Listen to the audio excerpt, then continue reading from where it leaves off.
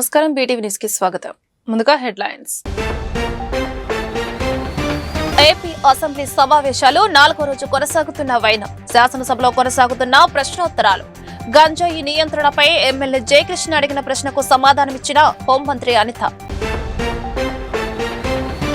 Vijayawada railway station భారతదేశంలోనే అతిపెద్ద railway station గా అభివృద్ధి చెందబోతుందని ఎంపీ కేశినేని చిన్ని వెల్లడి. అనేక మార్లు సీఎం చంద్రబాబు ఢిల్లీ వచ్చి రైల్వే మంత్రిని కలిసి నిధులు మంజూరు చేయమని విజ్ఞప్తి చేశారని స్పష్టీకరణ. బడ్జెట్ లో రైల్వే శాఖ రాష్ట్రానికి అధిక నిధులు కేటాయించారని వ్యాఖ్య. డ్రగ్స్ రహిత సమాజ నిర్మాణానికి సమిష్టిగా కృషి చేద్దామని జిల్లా కలెక్టర్ లక్ష్మీషా పిలుపు. ఎక్కడైనా డ్రగ్స్ ఆనవాళ్లు కనిపిస్తే 1972 ద్వారా సమాచారం ఇవ్వాలని వెల్లడి. ఈ నెంబర్పై విస్తృత అవగాహన కల్పించారని సమన్వయ శాఖల అధికారులకు కలెక్టర్ ఆదేశం. ఏపీ అసెంబ్లీ సమావేశాలు మొదలయ్యాయి. శాసనసభలో ప్రశ్నోత్తరాలు కొనసాగుతున్నాయి. గంజాయి నియంత్రణపై ఎమ్మెల్యే జయకృష్ణ అడిగిన ప్రశ్నకు హోంమంత్రి అనిత సమాధానమిచ్చారు. గత ప్రభుత్వంలో నియంత్రణ లేకుండా పోయిందని హోంమంత్రి ఆరోపించారు.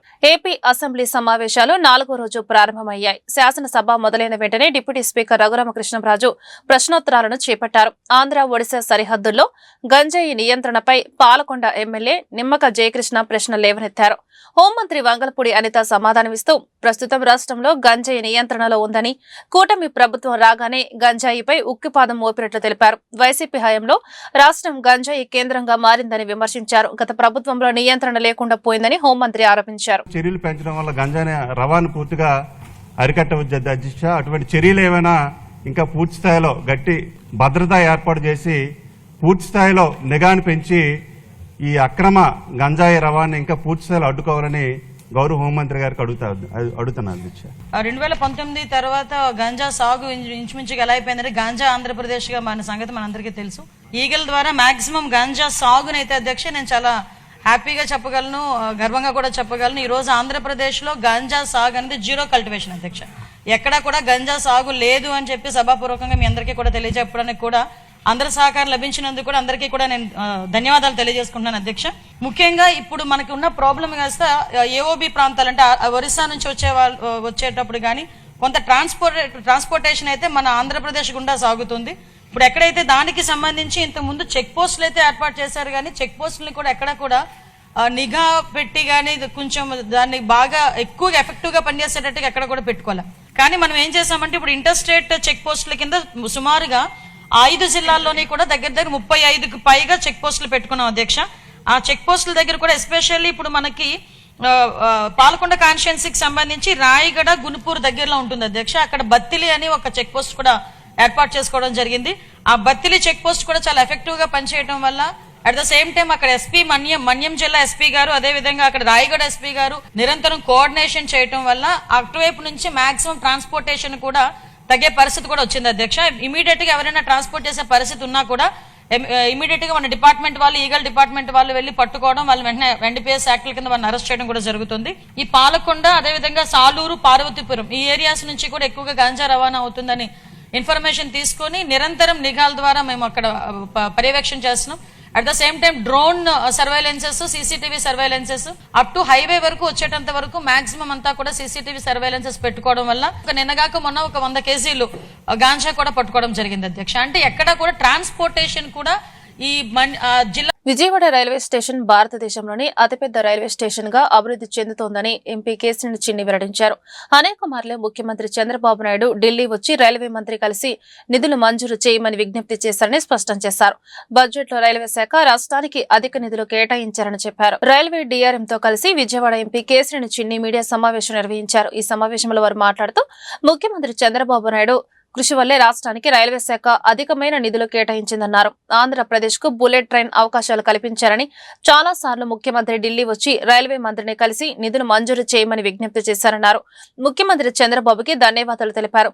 విజయవాడలో ఉన్న రైల్వే సమస్యలపై డీఆర్ఎంతో చర్చించామని మా సలహాలు సూచనలు తీసుకున్నారన్నారు. రైల్వే లైన్లతో ముడిపనున్న డ్రైనేజీ సమస్యలపై చర్చించామని, విజయవాడ రైల్వే స్టేషన్ భారతదేశంలోనే అతిపెద్ద రైల్వే స్టేషన్ గా అభివృద్ధి చెందబోతుందని 2-3 నెలల్లో సమస్యలన్నీ పరిష్కారం అవుతాయని వివరించారు. రాయనపాటి నుంచి వారి దృష్టికి తీసుకురావడం జరిగింది. తప్పకుండా చర్యలు తీసుకుంటామని వారు తెలియజేశారు. ఐ థ్యాంక్ టోటల్ డిఆర్ఎం గారు and the people the officers who have attended this meeting. We thank you, sir. So we people of Upsal of Vijayawada, thank you for addressing the problems which we are being faced. And అందరికీ కూడా ముందుగా వారికి ధన్యవాదాలు తెలుపుకుంటున్నాం. ఇక విజయవాడ నగరానికి వస్తే గుణదల ముఖ్యంగా అతి భయంకరంగా మనకున్న ఎల్సీ నెంబర్ 8 2 గుణదల సమీపంలో ఉన్న ఎల్సీ నెంబర్ 8 316 కూడా క్లియర్ అయినాయి. 316 అయితే టెండర్ కూడా అయ్యింది. ఎల్సీ నెంబర్ 8 ఇంకొక 4-5 రోజుల లోపల టెండర్కి వెళ్తుంది. అంతేకాకుండా రాయనపాడు రైల్వే స్టేషన్ దగ్గర ఉన్న 147 ఎల్సీ నెంబర్ 148 ఎల్సీ నెంబర్లు కూడా క్లియర్ అయినాయి. ఎల్సీ నెంబర్ 150 కూడా టెండర్కి వెళ్ళడం జరిగింది. వీటికి తోడు కొండపల్లి ఎస్టీ కాలనీలో ఉన్న ఒక ఆర్యూబీ కూడా క్లియర్ అవ్వడం జరిగింది. రాజరాజేశ్వరిపేట నుంచి కొత్త రాజేశ్వరిపేట నుంచి పాత రాజేశ్వరిపేట వరకు ఉన్న ఒక ఆర్యూబీని కూడా ఇవాళ పరిశీలించి డిజైన్స్ అన్ని క్లోజ్ అయినాయి. త్వరలో దానికి కూడా టెండర్కి వెళ్తుంది. వీటికి తోడు ఎన్నో సంవత్సరాల క్రితం ఒక 50 సంవత్సరాల క్రితం నిర్మించబడిన ఎర్రకట్ట వంతెన కేఎల్రావు వంతెన దగ్గర కూడా దాని ఫిజిబిలిటీ స్టడీ కింద డిపిఆర్ రెడీ చేయడానికి బెంగళూరు సంస్థకి ఇచ్చారు. దానికి కూడా ఫిజిబిలిటీ రిపోర్ట్ కూడా రాబోతుంది. వీటికి తోడు మనం చూస్తే మధురానగర్ టు వాంబే కాలనీ, అన్నిటికన్నా ముఖ్యమైన వాంబే కాలనీ నగర పాలక సంస్థకు ఉత్తరం రాయడం జరిగింది. అక్కడ డ్రైనేజీ మార్చమని, పొజిషనింగ్ ఆఫ్ డ్రైనేజ్ మార్చమని. ఆ డ్రైనేజ్ కూడా మార్చడానికి నగర పాలక సంస్థ కూడా సిద్ధంగా ఉంది. అతి త్వరలో బాంబే కాలనీ వాసుల ఎప్పటి నుంచో కోరికైన ఆర్యూబీ అతి త్వరలో ముందుకు రాబోతుంది. వీటన్నిటికీ తోడు విజయవాడ నగరంలో ఉన్న రైల్వే స్టేషన్ ఎన్నో సంవత్సరాల క్రితం కట్టిన ఈ in Vijayawada city area, which has grown by leaps and bounds, and there are capacity constraints in Vijayawada. So he has given a number of useful suggestions about the location of planned stations, how do we handle the enhanced capacity, and regarding the drainage and other issues which are affecting railways and how to go about it. So I'm thankful to our Honorable MP sir for giving us the suggestions. A number of issues like ROBs, LCs have been raised, and Railways is committed to fulfilling all the requirements of the people which have been listed out, and we hope in the near future people will feel the benefit of all these activities, ROBs that we have undertaken. Drugs రహిత సమాజ నిర్మాణానికి సమిష్టిగా కృషి చేద్దామని, ఎక్కడైనా drugs ఆనవాళ్లు కనిపిస్తే 1972 ద్వారా సమాచారం ఇవ్వాలని, ఈ నెంబర్పై విస్తృత అవగాహన కల్పించాలని జిల్లా కలెక్టర్ జి లక్ష్మీసా సమన్వయ శాఖల అధికారులను ఆదేశించారు. మాదక ద్రవ్యాల వినియోగంతో కలిగే దుష్పరిణామాలపై ఈగల్ ఆధ్వర్యంలో 133 అవగాహన కార్యక్రమాలు నిర్వహించడం జరిగిందన్నారు. కళాశాలలు, ఉన్నత పాఠశాలలు వివిధ ప్రాంతాల్లో వీటిని నిర్వహించడం జరిగిందన్నారు. జిల్లాలో గుర్తించిన 150 హాట్స్పాట్ ప్రాంతాలపై నిరంతరం పర్యవేక్షణ ఉండాలని స్పష్టం చేశారు. జిల్లా స్థాయి నార్కో కోఆర్డినేషన్ సెంటర్ సమన్వయం నాషాముక్త్ భారత్ అభియాన్ కార్యక్రమంలో భాగంగా మాదక ద్రవ్యాల నియంత్రణ, దుష్ప్రభావాలు, అవగాహన కార్యక్రమాల నిర్వహణ, కౌన్సిలింగ్ సేవలు తదితరాలపై మంగళవారం కలెక్టర్ శ్రీ పింగళి వెంకయ్య సమావేశ మందిరంలో కలెక్టర్ లక్ష్మీషా అధ్యక్షతన సమావేశం జరిగింది. పోలీస్ కమిషనర్ ఎస్వి రాజశేఖర్ బాబు, డిఎల్ఎస్ఏ సెక్రటరీ కె రామకృష్ణయ్య తదితరులు హాజరైన సమావేశంలో జిల్లాలో నిర్వహిస్తున్న విస్తృత అవగాహన కార్యక్రమాలు, ఈగల్ ఆపరేషన్స్, డి అడిక్షన్ కేంద్రం సేవలు, స్వచ్ఛంద సంస్థల భాగస్వామ్యం, operation safe campus zone, hotspots తనిఖీలు తదితర అంశాలపై చర్చించారు.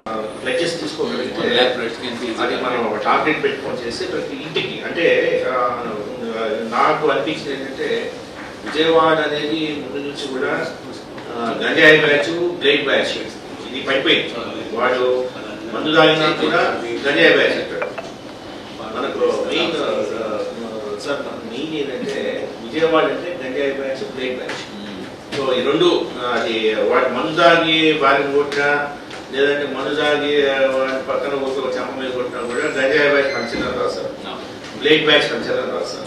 సో ఆ పర్సెప్షన్ని మనము ప్రజల నుంచి ఆ పర్సెప్షన్ని మార్చాలంటే ఇది చాలా కష్టం. అందుకే మనం పబ్లిక్ పర్సెప్షన్ చూస్తే టోటల్ అన్ని జిల్లాలకి మన లాస్ట్ 2-3 ఇంకా విజయవాడ అంటే ప్రజలు ఫిక్స్ అయిపోయారు ఇది అంతా గంజాయి బ్యాచ్, బ్లేడ్ బ్యాచ్ అరగాలు ఉంటాయి.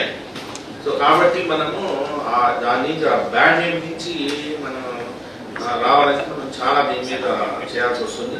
సో దానికే ఈ ప్లెడ్జ్ తీసుకునేసి మనం చాలా కార్యక్రమాలు చేస్తాం. ఎన్ఈపీఎస్ యాక్ట్, పిట్ డిఫెన్స్ యాక్ట్ అలా మీరు 3 మందిని మనం పికెట్ జైల్లో పెట్టాము. ఇంకొక 14 ప్రపోజల్స్ గవర్నమెంట్ దగ్గర ఉన్నాయి. నిన్నే ఈగల్ ఐజీ గారు ఒక 5 ప్రపోజల్స్ ఈరోజు హైకోర్టు చెప్పారు. సో ఇది కూడా మనము చాలా హార్డ్ కోర్ డ్రగ్ పెండర్స్ మీద దీన్ని మనము చేస్తున్నాం. అయినా కూడా అంత చేస్తున్నా కూడా మనకి ఏంటంటే అన్ఫార్చునేట్లీ మనకు ప్రజల్లో మనం చేస్తున్న కార్యక్రమానికి ఇంకా స్పందన రావట్లేదు. కనీసం డ్రగ్స్ పై దండయాత్ర ఈ మాస్ మూవ్మెంట్ అయిన తర్వాత అయినా కూడా కనీసం పర్సెప్షన్ మార్పు చూడాలి. పర్సెప్షన్ మారాలంటే మనందరం కూడా కలిసికట్టుగా చాలా చేసే తప్ప ముందుకు పోలేదు. ఇందులో ఒకటే చాలా ఎందుకంటే జడ్జి గారు ఉన్నారు కాబట్టి ఒక ఇంపార్టెంట్ ఇష్యూ అంటే కన్విక్షన్స్. ప్రతి కేసు అడ్మిట్ అయిపోతుంది. దాదాపు 30-36 కేసులు అంటే 30 కేసులు అడ్మిట్ అయిపోయాయి. సో అడ్మిటల్ కావడానికి కారణాలు ఏంటి చూస్తే కొన్నిట్లో ఎవరైతే గవర్నమెంట్ విట్నెసెస్ ఉన్నారో VROs unfortunately they are turning posted. ఇది చాలా సీరియస్గా మనము థింక్ చేయాల్సిన అవసరం ఉంది. సో విఆర్ఓస్ విఆర్ఏస్ వీళ్ళే మనకు పోస్టెడ్ అయిపోతుంటే కొన్ని కేసెస్లో కొన్ని పోలీస్ వైపు నుంచి ఇన్వెస్టిగేషన్లో సరిగా ఇన్వెస్టిగేషన్ చేయక ఇవన్నీ కూడా 22-23 సంవత్సరాలు కట్టిన కేసులు కాబట్టి అంత ఫోకస్ పెట్టలేదు. సో ఇప్పుడు ట్రైనింగ్ దెమ్. సో జడ్జి గారు కూడా వారు కూడా ఇందులో మనకి పోలీస్కి కొన్ని చిన్న చిన్న ట్రైనింగ్ సెషన్స్ పెట్టి కొంత మోటివేట్ చేసిన బాగుంటుంది. అయితే ఒకటి ఏంటంటే కన్విక్షన్ ఇచ్చినప్పుడు కూడా మరీ అదేంటి అక్యూజ్ వైపు నిలబడకుండా మాకు కూడా కొన్ని కన్విక్షన్స్ ఇస్తే కొంత ఉత్సాహం ఉంటుంది చెప్పి జడ్జి గారిని నేను రిక్వెస్ట్ చేస్తున్నాను. ఇంద్ర కీలాద్రిపై అత్యంత వైభవంగా గంగా పార్వతి మల్లేశ్వరుల రథోత్సవం కన్నుల పండుగగా సాగింది. ఈ రథోత్సవం చూడటానికి భక్తజనం భారీగా తరలివచ్చారు. ప్రజలందరూ సుఖ సంతోషాలతో ఉండాలని పరమేశ్వరుని ప్రార్థించారని, ఎటువంటి అవాంఛనీయ సంఘటనలు చోటు చేసుకుండా భారీ పోలీస్ భద్రత ఏర్పాటు చేసినట్లు పోలీస్ కమిషనర్ రాజశేఖర బాబు తెలిపారు. ఇంద్ర కీలాద్రిపై గంగా పార్వతి సమేత మల్లేశ్వర స్వామి మహాశివరాత్రి బ్రహ్మోత్సవాలు అత్యంత వైభవంగా జరుగుతున్నాయి. ఉత్సవాల్లో ప్రధాన ఘట్టమైన రథోత్సవం సోమవారం భక్తి ప్రవక్తుల మధ్య శివాలయం మెట్ల వద్ద మల్లేశ్వర స్వామి ఆలయం నుంచి ప్రత్యేకంగా అలంకరించిన ఉత్సవ మూర్తులను chairman Borra Radhakrishna, EO VK Seera నాయకులు టెంకాయలు కొట్టి ఊరేగింపును ప్రారంభించారు. మేళ తాళాలతో ఊరేగింపుగా రథం సెంటర్ కు చేరుకుంది. హరహర మహాదేవ, శంభో శంకర, ఓం నమ శివాయ అంటూ శివనామ స్మరణతో 1 టౌన్ కెనాల్ రోడ్డు మార్మోగింది.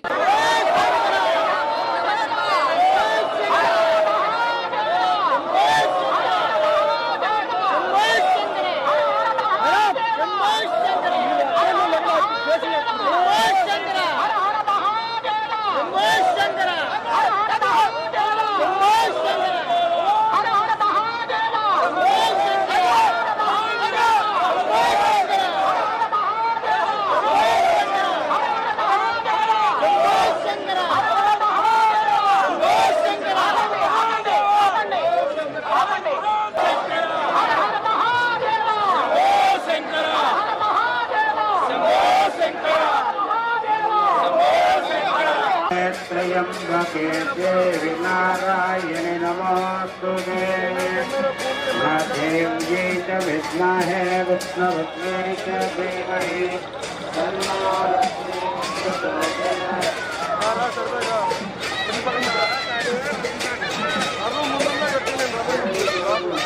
हरिणे सुवर्णरजतस्रजां चन्द्रां हिरण्यपद्मेन्द्याकवे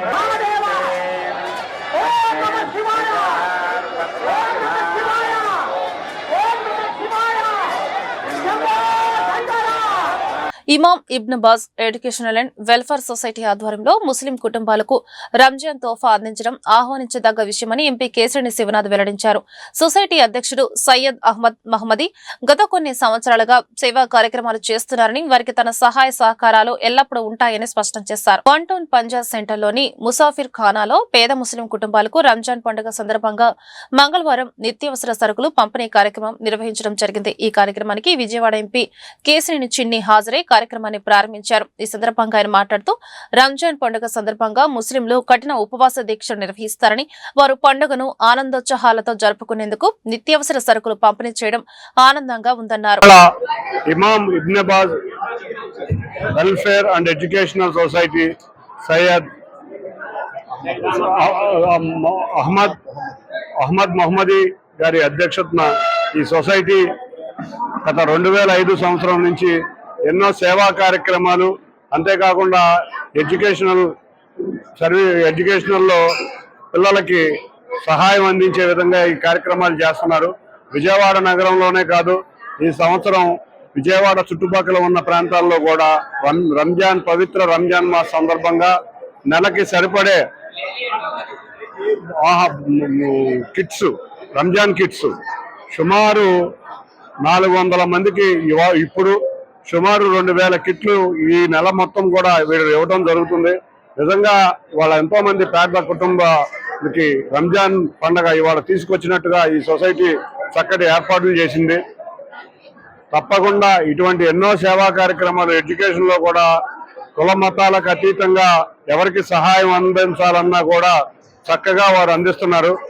తప్పకుండా ఇటువంటి సోషల్ అవేర్నెస్ ఉన్న వ్యక్తులు విజయవాడ నగరంలో చాలా ఎక్కువ మంది. మా సోదరుడు ఫతావుల్లా కూడా మనం చూసాం. గత సమయంలో కరోనా సమయంలో కానీ, గత రంజాన్ సమయంలో కానీ ఎన్నో కార్యక్రమాలు, ఇటువంటి కార్యక్రమాలు చేస్తారు. ఎంతో మంది ముస్లింలు వాళ్ళు విజయవాడ నగరాభివృద్ధికి కృషి చేసిన వ్యక్తులు వీళ్ళందరూ కూడా ఇటువంటి ఎన్నో సోషల్ కార్యక్రమాలు చేయటమే కాకుండా విజయవాడని ఒక అభివృద్ధి పదంలో నడిపించిన వ్యక్తులు.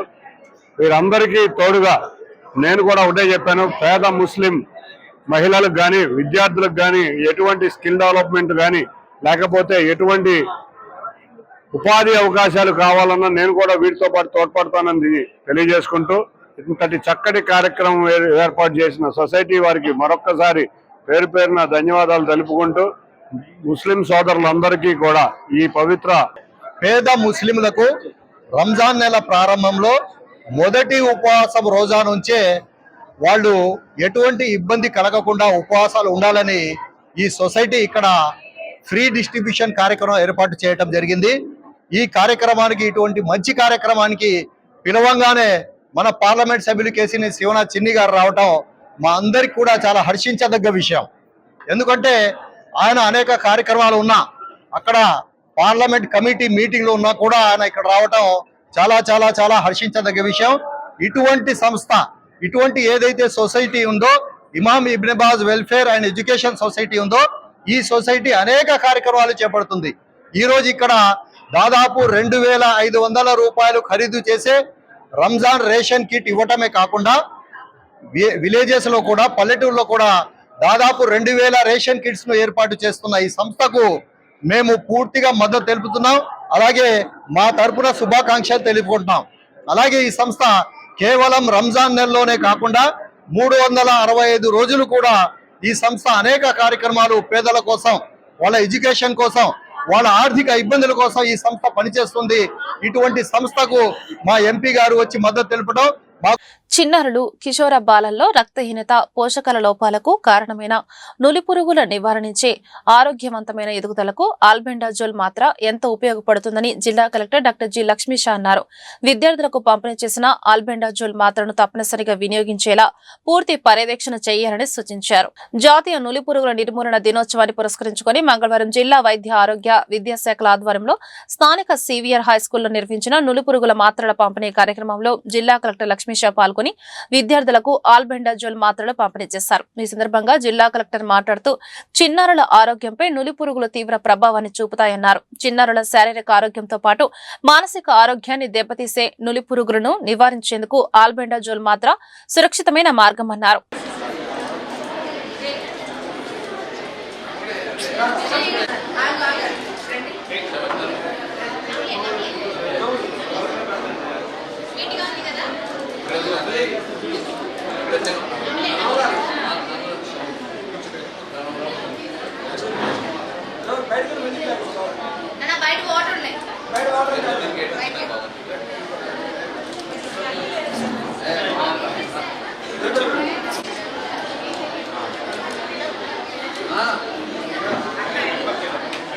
రాజకీయ కేంద్ర బిందువైన విజయవాడలో రెండోసార్లు ఎంపీగా ప్రజలకు విస్తృతమైన సేవలు అభివృద్ధి పనులను అందించిన పార్లమెంటు మాజీ సభ్యులు లగడపాటి రాజగోపాల్ ఆనాడు ప్రజలకు అందించిన సేవలు మళ్లీ అందించాల్సిన ఆవశ్యకత ప్రస్తుత పరిస్థితుల్లో ఉందని పలువురు వక్తలు పేర్కొన్నారు. లగడపాటి తిరిగి రాజకీయాల్లోకి రావాలని, ప్రజలకు మెరుగైన సేవలు అందించారని వారు ఆకాంక్షించారు. లగడపాటి రాజగోపాల్ 63వ జన్మదిన వేడుకలు సోమవారం ఘనంగా జరిగాయి. లగడపాటి యూత్ అధ్యక్షుడు సారథ్యంలో జరిగిన ఈ వేడుకల్లో లగడపాటి అనుచరులు, అభిమానులు రాజకీయాలకు అతీతంగా పాల్గొని ఆయనకు జన్మదిన శుభాకాంక్షలు తెలిపారు. లగడపాటి తిరిగి రాజకీయాల్లోకి రావాలని, ప్రజలకు మెరుగైన సేవలు అందించారని వారు ఆకాంక్షించారు. విజయవాడ తూర్పు నియోజకవర్గం గాయత్రి నగర్లోని ఓ ఫంక్షన్ హాల్లో విజయవాడ మాజీ ఎంపీ రాజగోపాల్ జన్మదిన వేడుకలను పార్టీ యూత్ ఎంఆర్ వరప్రసాద్ ఆధ్వర్యంలో ఘనంగా నిర్వహించారు. లగడపాటి రాజగోపాల్ గారి యొక్క 63వ జన్మదిన శుభ సందర్భంగా విజయవాడలో భారీ ఎత్తున రాజగోపాల్ గారి ప్రధాన ముఖ్య అనుచరుడైనటువంటి వరప్రసాద్ గారు ఈ యొక్క అంతర ఫంక్షన్ హాల్లో పాత మిత్రులందరినీ కూడా, రాజగోపాల్ గారి అభిమానులందరినీ కూడా, విజయవాడ పార్లమెంటు వ్యాప్తంగా అందరినీ కూడా ప్రతి సంవత్సరం ఆయన జన్మదినాన్ని చాలా ఘనంగా గొప్పగా నిర్వహిస్తారు. అదేవిధంగా ఈ సంవత్సరం ఈ కార్యక్రమాన్ని నిర్వహించడం జరిగింది. మనందరికీ తెలుసు, మీకు కూడా మీడియా మిత్రులకు తెలుసు, గతంలో కూడా 10 సంవత్సరాలు రాజగోపాల్ గారు ఎంపీగా ఉన్నటువంటి సమయంలో అనేకమైనటువంటి అభివృద్ధి కార్యక్రమాలు ఈ యొక్క విజయవాడ పార్లమెంట్ నియోజకవర్గానికి చేసినటువంటి వ్యక్తి, ఎటువంటి మచ్చ లేనటువంటి వ్యక్తి. అటు యువతకి కానీ, పెద్దలకి కానీ, వృద్ధులకు కానీ అనేక విధమైనటువంటి సెంట్రల్ గవర్నమెంట్ ఫండ్స్తో పాటు యువతను ఉత్సాహంతో రాజకీయాల్లో తీసుకురావాలని ప్రోత్సహించినటువంటి వ్యక్తి. దేశం విజయవాడ వైపు చూసే విధంగా తెలంగాణ అనే కార్యక్రమాన్ని నిర్వహించి లక్షలాది మంది పాల్గొనే విధంగా చేసినటువంటి వ్యక్తి. చేసినటువంటి సేవా కార్యక్రమాలు మొత్తం విజయవాడలో చాలా అద్భుతంగా చేసేవాడు. ఆయన మన రాష్ట్రానికే విజయవాడ నగరాన్ని చాలా ఆదర్శంగా తీర్చిదిద్దినటువంటి వ్యక్తి శ్రీ లగడపాటి రాజగోపాల్ గారు. ఇచ్చిన మాట కోసం కట్టుబడి అతని రాజకీయ భవిష్యత్తునే త్యాగం చేసినటువంటి వ్యక్తి శ్రీ లగడపాటి రాజగోపాల్ గారు. ఆయన మహోన్నతమైనటువంటి చాలా కార్యక్రమాలు చేశారు. చెప్పుకుంటానికి చాలా ఉన్నాయి కార్యక్రమాలన్నీ కూడాను. మన మిత్రులు వరప్రసాద్ గారు ఆయన యొక్క జన్మదినాన్ని ప్రతి సంవత్సరం ఒక గొప్ప పండుగలాగా విజయవాడలో జరపడం అనేది చాలా ఆనందకరమైనటువంటి విషయము. ఈ సందర్భంగా వరప్రసాద్ గారిని కూడా 2 మాటలు మాట్లాడవలసిందిగా. రాష్ట్రానికి విదేశీ పెట్టుబడిదారులు సమ్మిట్లు, పర్యటనల పేరుతో రావడం తప్ప రాష్ట్రం అభివృద్ధికి దోహదపడే విధంగా ఒక్క స్పష్టమైన ఎంఓయూ కూడా కుదరలేదని సిపిఎం రాష్ట్ర కమిటీ సభ్యుడు దోనెపూడి కాశీనాథ్ తీవ్రంగా ఆరోపించారు.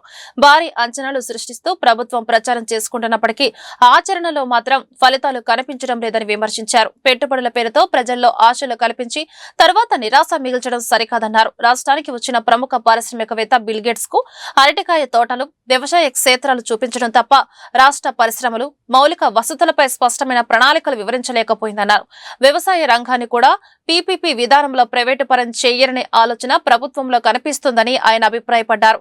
రైతుల సంక్షేమం, వ్యవసాయ అభివృద్ధి లక్ష్యంగా ఉండాల్సిన ప్రభుత్వం కార్పొరేట్ ప్రయోజనాలకు ప్రాధాన్యత ఇస్తోందని విమర్శించారు. కిలోమీటర్లు విఎంసీ వేయాలి, ప్రైవేటోడు డబ్బులు వసూలు చేస్తాడు.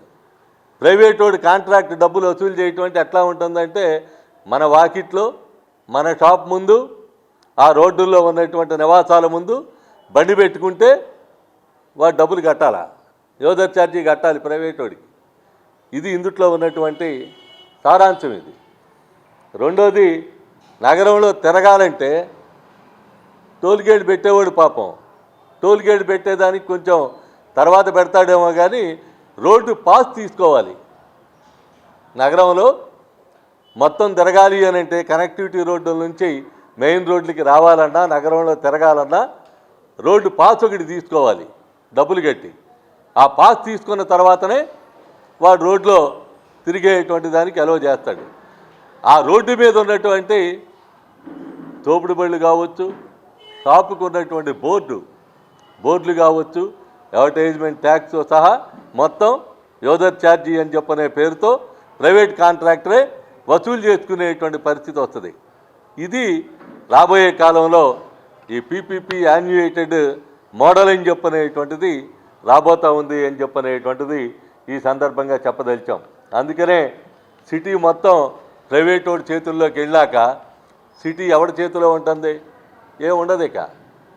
అంటే రాబోయే కాలంలో రోడ్లే కాదు, ఇక రోడ్లతో పాటు నివాసాలను కూడా ప్రైవేటైజ్ చేసినా ఆశ్చర్యం లేదేమో కూటమి ప్రభుత్వం అని చెప్పనేది వస్తూ ఉంది.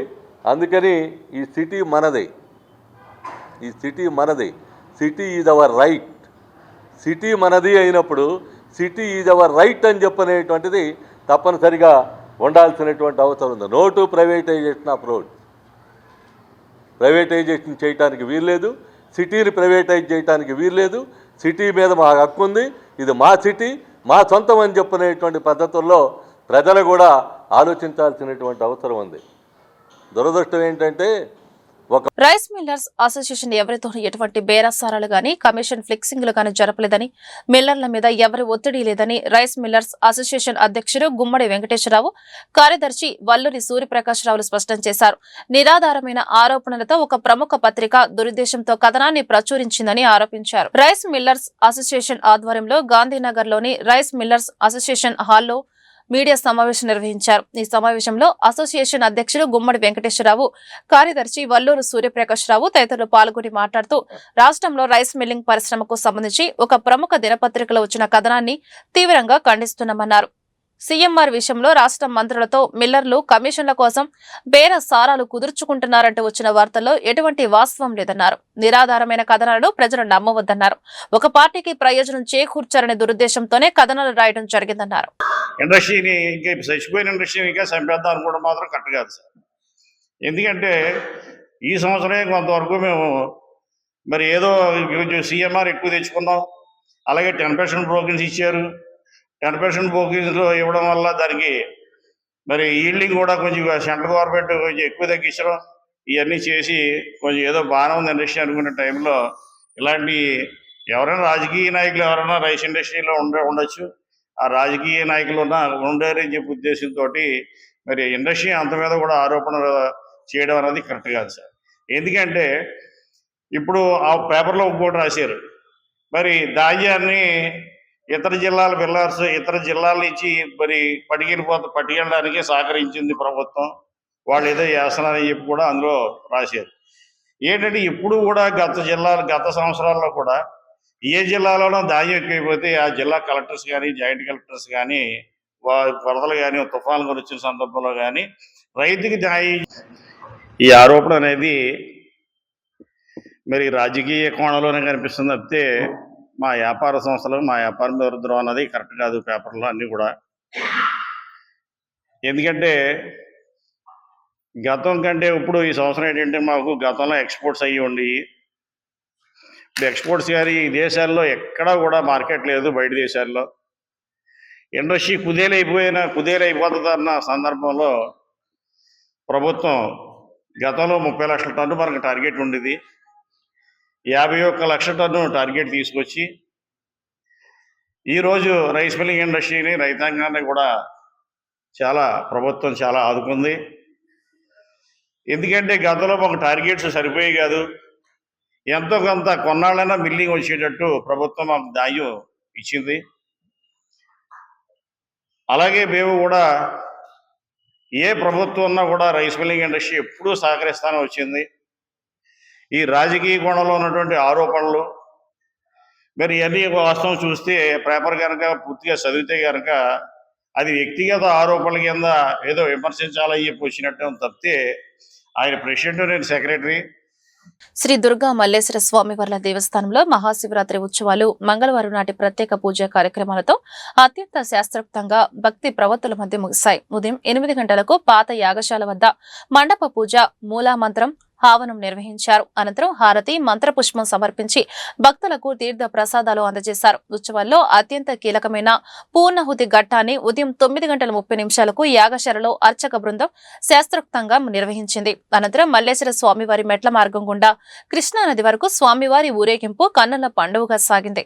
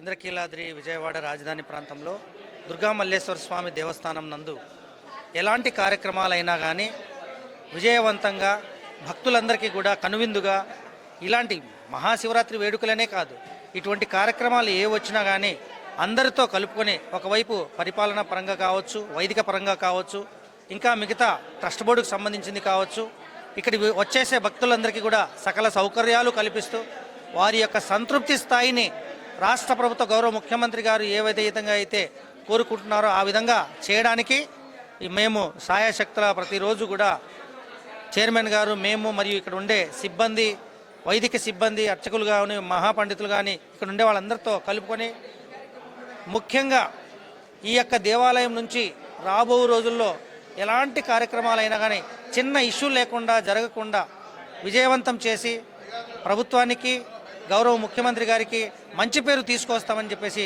ఈ సందర్భంగా తెలియజేస్తూ మహాశివరాత్రి వేడుకలు ఈరోజు పూర్ణాహుతితో కంప్లీట్ అవుతుంది. 20వ తారీఖు కూడా ఆ చిన్న చిన్న కార్యక్రమాలు ఉన్నాయి, అవి కూడా సక్రమంగా జరిగేటట్టు అన్ని విధాలుగా చర్యలు తీసుకుంటామని చెప్పేసి కోరుకుంటూ సెలవు తీసుకుంటున్నాను. వార్తలు ముగించే ముందు హెడ్లైన్స్ మరొకసారి. ఏపీ అసెంబ్లీ సమావేశాలు 4వ రోజు కొనసాగుతున్న వైనం, శాసనసభలో కొనసాగుతున్న ప్రశ్నోత్తరాలు. గంజాయి నియంత్రణపై ఎమ్మెల్యే జయకృష్ణ అడిగిన ప్రశ్నకు సమాధానమిచ్చిన హోంమంత్రి అనిత. విజయవాడ రైల్వే స్టేషన్ భారతదేశంలోనే అతిపెద్ద రైల్వే స్టేషన్ గా అభివృద్ధి చెందబోతుందని ఎంపీ కేసినేని చిన్ని వెల్లడి. అనేక మార్లు సీఎం చంద్రబాబు ఢిల్లీ వచ్చి రైల్వే మంత్రిని కలిసి నిధులు మంజూరు చేయమని విజ్ఞప్తి చేశారని స్పష్టీకరణ. బడ్జెట్లో రైల్వే శాఖ రాష్ట్రానికి అధిక నిధులు కేటాయించారని వ్యాఖ్య. డ్రగ్స్ రహిత సమాజ నిర్మాణానికి సమిష్టిగా కృషి చేద్దామని జిల్లా కలెక్టర్ లక్ష్మీషా పిలుపు. ఎక్కడైనా డ్రగ్స్ ఆనవాళ్లు కనిపిస్తే 1972 ద్వారా సమాచారం ఇవ్వాలని వెల్లడి. ఈ నెంబర్పై విస్తృత అవగాహన కల్పించారని సమన్వయ శాఖల అధికారులకు కలెక్టర్ ఆదేశం. ఈ వార్తలు ఇంతటితో సమాప్తం. నమస్కారం.